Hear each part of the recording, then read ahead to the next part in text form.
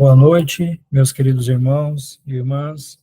Sejam todos bem-vindos a mais uma live do Núcleo Assistencial Ramatiz, mais um evangelho que vamos realizar. Hoje é dia 17 do mês 4 e o tema vai ser a indulgência. É o capítulo 10, o item 16 do nosso Evangelho segundo o Espiritismo, um estudo que foi elaborado pela nossa irmã Nelma Duarte, do Centro Espírita Grupo André Luiz. Então, vamos elevar mais uma vez o nosso pensamento a Deus, vamos nos conectar com o Pai Divino, agradecer mais uma quarta-feira que estivemos aqui para assistir essa live, que esse conhecimento, que essa informação possa chegar aos quatro cantos do mundo, que os nossos irmãos que se encontram nos presídios, nos hospitais, nas ruas das cidades, nos asilos, em diferentes situações, provações e aprendizados que todos nós passamos, que essa informação possa chegar até eles, às nossas famílias espirituais, como um bálsamo de alívio e de orientação e consciência do nosso papel aqui, enquanto espíritos encarnados que aqui estamos nesse planeta chamado Terra. Então, o tema, como foi dito, é a indulgência. Vamos dar início, então. Gratidão a todos vocês que estão aqui acompanhando esse estudo. Então, o que é a indulgência, meus irmãos? É a facilidade para perdoar, esquecer os erros cometidos por outras pessoas, ter clemência, ter perdão daquilo que foi cometido. Mas, meus irmãos, como é difícil a gente perdoar alguém. A gente sempre fala para os outros, não, perdoa, perdoa. Perdoando você resolve os seus pecados, você passa a ter uma vida mais leve, mais tranquila, mas o quanto é difícil, o quanto é árduo para a gente perdoar os nossos pseudo-inimigos, digamos dessa maneira, ou aqueles nossos irmãos que não são nossos inimigos, mas que cometem uma situação no dia a dia, no nosso trabalho, enfim, diferentes situações, um familiar, que aquilo te magoa de uma maneira, e aí você precisa, aquela pessoa vem te pedir perdão, e aí você olha e fala, não, te perdoo, mas você não quer a pessoa perto de você, você te perdoa da boca para fora, e por dentro você está morrendo de raiva daquela pessoa, ou mesmo você está todo orgulhoso, falar, essa pessoa veio ser submissa a mim, ela veio pedir perdão. Então, olha só, o quanto importante essa pessoa vir pedir perdão para você, o quanto ela está procurando a evolução dela, e você precisa agir da mesma maneira. Você precisa perdoá-la, se libertar daquilo que te magoou, que te incomodou, certo? Nós sabemos que as pessoas que não perdoam determinadas situações da vida, elas ficam remoendo aquilo durante muitos anos, esse trauma, essa dor, o que foi sentido, e aqui a gente não está para julgar ninguém, dizendo, ai, não, você não sabe da minha dor, você não sabe do meu sofrimento, você não sabe daquilo que eu passei. Não, eu não sei. Quem sabe disso é você. A dor que você sentiu é você quem sabe. Só que eu posso dizer o seguinte para você, meu irmão e minha irmã. Se você conseguir perdoar a pessoa que cometeu essa dor em você, pode ter certeza que você vai ser um ser humano mais feliz. Sabemos, há estudos que provam que algumas doenças psicossomáticas são produzidas pela falta de perdão, pelo ódio que nós alimentamos. Então, olha só o perigo, o risco que a gente corre em não perdoar as outras pessoas. Então, diz aqui, ó, o perdão é um sentimento tão doce, tão fraternal, que todo homem deve ter para com os outros irmãos, mas que tão pouco nós praticamos. Isso aqui é um trecho, José, Espírito Protetor, é um irmão que citou essa frase e se apresentou como José. Provavelmente o nome dele era outro. Então, assim, é tão fraternal, é tão amoroso isso, esse perdão que você consegue ter em relação às outras pessoas, mas o quanto é difícil a gente conseguir praticar. Tem casos de pessoas que só vão perdoar a outra quando ela está no leito de morte ou mesmo morreu. Aí chega ali e fala assim, a pessoa já desencarnou, fala, me perdoa, me perdoa. É importante você ter esse perdão, perdoar e ser perdoado enquanto você estiver vivo. Depois desencarnado é uma outra realidade, nós sabemos muito bem. mas também há essa possibilidade do perdão, ser perdoado e perdoar no plano espiritual. Nós sabemos muito disso, porque Deus é amor e vai nos possibilitar isso, mas que nós possamos resolver as nossas questões terrenas que nós criamos aqui, nós possamos resolvê-las aqui onde nós criamos, ou seja, neste mundo onde nós estamos neste momento. Não deixe para amanhã, para depois, para você resolver isso. Não vendo os defeitos alheios. Ele quer dizer o seguinte: como é bom você perdoar, você não vê os defeitos alheios nas pessoas. E se os vê, evite comentá-los e divulgá-los. Fique para você. Se algo te desagrada naquela pessoa, tem uma frase que fala que aquilo que a gente vê nos outros, na verdade, é o reflexo, que a gente está olhando para o espelho, é o reflexo da gente. Então, aquilo que nos desagrada nos outros, provavelmente nós estamos nos refletindo no espelho. Então, por isso a necessidade de ter esse cuidado. Se aquilo que a gente repreende, que a gente condena, se não são vícios que nós também temos. Ocultando-nos, caso seja necessário, evitando que se propaguem. Se a malevolência os ressalta, chegando até nós por uma boca acostumada a falar mal, de uma desculpa plausível, não aumente o mal. Nós sabemos que tem pessoas que, infelizmente, têm esse vício, precisam dessa atitude diária de estar falando mal do outro, com fofoca, cuidando da vida das outras pessoas, e elas esquecem de cuidar da sua própria vida, do seu próprio lar. Então, olha só que situação complicada. Então, não se preocupe com os maus atos alheios. Cada um vai responder pelas suas atitudes. Eu responderei pelas minhas, pela minha ação e pela minha inércia. Como eu tenho dito, que é importante a gente ter esse entendimento que a gente vai responder também pelas nossas inércias, mas deixe que cada um vai responder pelo seu plantio. Ninguém é obrigado a plantar, mas somos obrigados a colher aquilo que nós plantamos. Então, não faça observações chocantes em relação à conduta das outras pessoas, nem traga censuras nos lábios, ou seja, não fale dessas outras pessoas, não repreenda. Nós sabemos que é muito difícil isso, porque a gente vive num ambiente onde isso é muito comum, mas o importante é a gente se vigiar e evitar de ter esses comentários.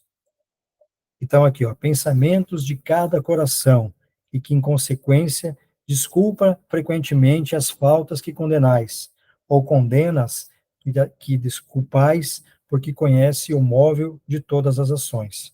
Pensai que vós, que clamais tão alto, anátema, talvez tenhais cometido faltas mais graves ainda. Ou seja, não fique brandando aos quatro ventos, falando mal dos outros, criticando determinadas pessoas, criticando, por exemplo, uma pessoa que se encontra numa situação de estar morando na rua hoje. Ah, esse meliante que está lá, esse é malandro, é sem vergonha. Não, não fale isso. Você não sabe o que levou essa pessoa a chegar nessa condição. Você não sabe o que aconteceu.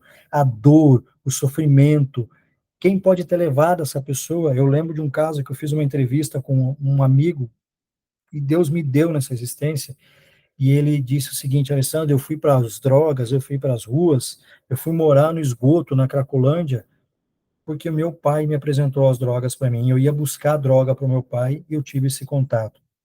Então, vocês imaginam isso, gente? Então, não dá para a gente condenar aquela pessoa.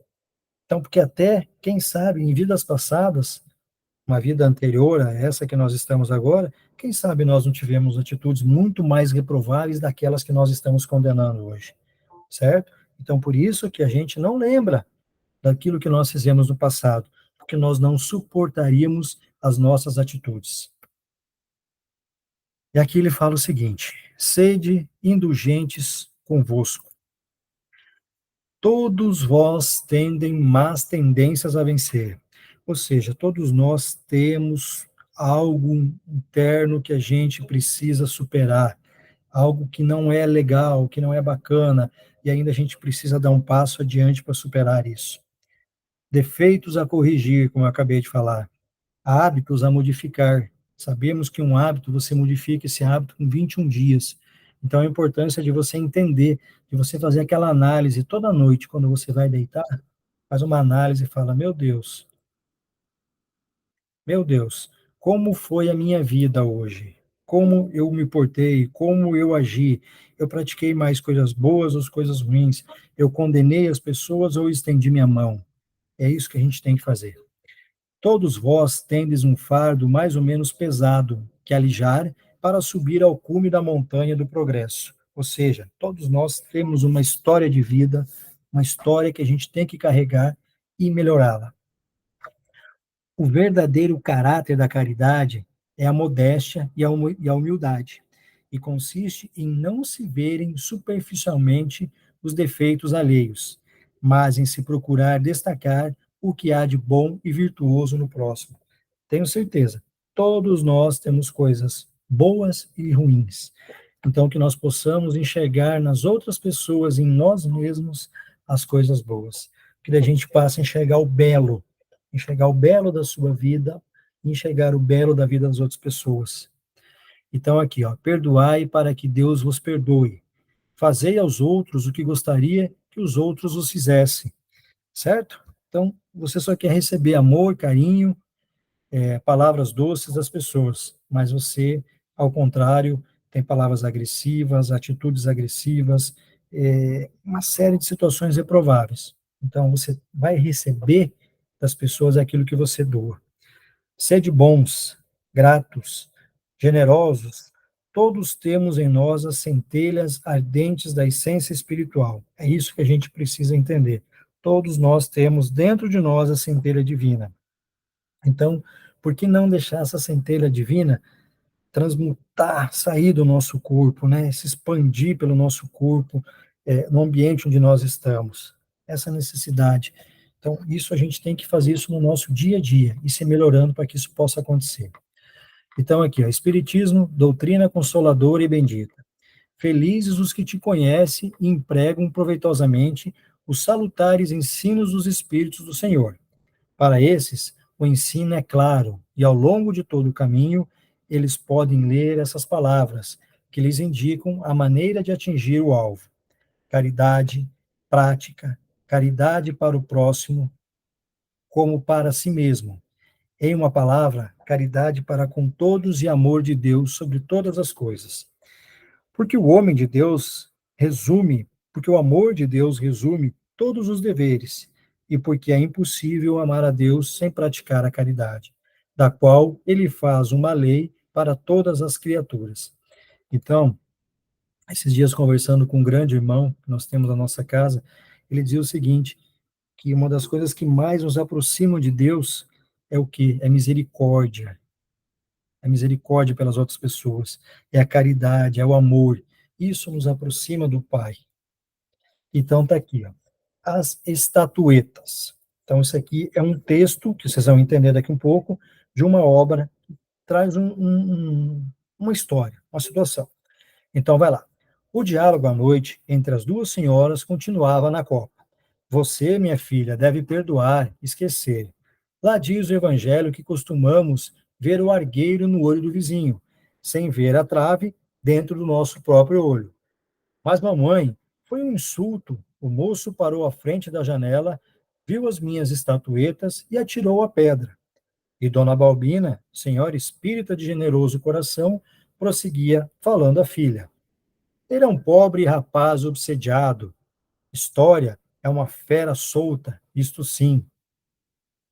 Mas Dona Margarida, a mãe dele, foi sempre amiga. Isso não vem ao caso. Cada qual é responsável pelos seus próprios atos. A senhora sabe que ele é o maior. Precisamos perdoar para sermos perdoados, disse a mãe. Ser bom é uma coisa, e outra coisa é ser tolo. Darei queixa à polícia. Somente não queria fazê-lo sem ouvi-la. Contudo, Fábio e eu estamos decididos.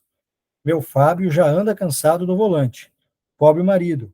Dinheiro cavado em caminhão é duro de ganhar, relata a moça.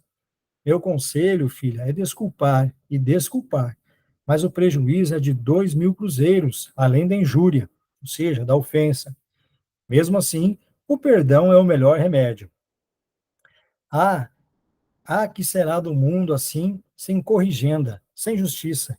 Nesse instante, alguém bate à porta. Ambas atendem, o portador comunica. Um desastre. O senhor Fábio trombou uma casa e a parede caiu. Mãe e filha correm para o local e se encontra entulhado de multidão e veem a casa acidentada. É justamente a moradia de Dona Margarida, a mãe do rapaz que atirara a pedra. Olha só a lei de Deus. O caminhão, num lance estouvado, derribara uma parede lateral e penetrara fundo, inutilizando todo o mobiliário da casa de refeições. Apagara-se a luz no quarteirão, e as duas, sem que ninguém as reconhecesse, podiam escutar Dona Margarida, que sustentava uma vela acesa diante do guarda de trânsito. Peço-lhe, dizia ao fiscal, não abrir o processo algum. Não quero reclamações. Mas Dona Margarida, insistiu o funcionário, a senhora vai ter aqui um prejuízo para mais de 40 contos. Não importa, Deus dará jeito. Seu Fábio e Dona Rogéria são meus amigos de muito tempo. As duas senhoras, porém, não puderam continuar ouvindo, pois a voz irritada de Fábio elevou-se da multidão, e era necessário socorrê-lo para que o infeliz estava ele, porque o infeliz estava ele. Então, o que, que quer dizer aqui? Ó? Só para contextualizar. Mãe e filha estavam tendo um diálogo e filha falava que queria abrir uma queixa-crime contra um rapaz que havia jogado pedras contra uma estatueta dela. E a mãe aconselhava que não fizesse isso, que era importante ter o perdão, perdoar, que as coisas passariam e tudo seria superado. Em determinado momento, o porteiro entra na casa e avisa: olha, seu Fábio, esposo da moça, se envolveu num acidente. Mãe e filha vão até esse local. Chegando lá, elas se deparam que o acidente era na casa da mãe do rapaz que jogou pedra nas estatuetas daquela jovem que queria registrar uma queixa-crime. E neste caso, a vítima que teve a casa invadida pelo caminhão dizia o seguinte: não, eu não quero ter problema, eu perdoo essas pessoas, eles não têm culpa. E o Fábio, o motorista do caminhão, estava embriagado e deu causa àquele acidente. Então, olha só, aquela senhora teria tudo para processar o Fábio, para inclusive acabar com a vida dele. E o que ela fez? Não, eu vou perdoar, não vou fazer nada, não quero ter problemas, porque essas pessoas eu conheço há muito tempo. Ou seja, ela estava perdoando. Então, quando pensamos em indulgência, temos que procurar em nosso íntimo a nossa verdadeira capacidade de perdão. Fiquem todos na paz amorosa de Jesus, meus irmãos. Então, nós estamos encerrando esse estudo de hoje, um estudo muito breve, e falando da importância da indulgência, ou seja, do perdão que nós devemos ter com os nossos irmãos. Acima de tudo, a gente deve perdoar as pessoas que nos ofendem, mas também nos perdoarmos. Há muitos casos de pessoas que não conseguem se perdoar pelos atos que praticaram. Então ficam se remoendo, se torturando, se vitimizando, se colocando para baixo, dizendo que são as piores pessoas do mundo, que não merecem estar viva, não sei o quê, e aí já culpa Deus, culpa todo mundo e fica se remoendo. Mas o fato é, ela precisa simplesmente se perdoar. Uma vez que ela se perdoa, estará tudo resolvido, porque Deus é amor, Deus é perdão. Ele perdoou, inclusive, aqueles que levaram até a cruz. Por que, que nós não podemos perdoar aqueles nossos irmãos que nos fizeram algum desagravo, alguma ofensa, alguma coisa nesse sentido, mas muito menor daquilo que Cristo passou? Então, meus queridos, estamos encerrando essa live de hoje, uma live rápida, bem objetiva, falando sobre a importância da indulgência, do perdão. Boa noite a todos e fiquem com Deus.